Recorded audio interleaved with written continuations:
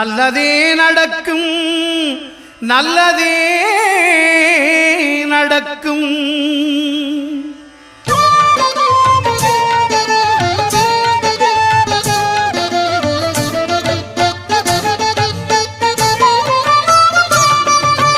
ஒன்பது கோளும் ஒன்றாய் காண அங்கு கற்பகம் என்னும் கடவுளின் மெய்யில் ஒன்பது கோளும் ஒன்றாய் காண அங்கு கற்பகம் என்னும் கடவுளின் மெய்யில்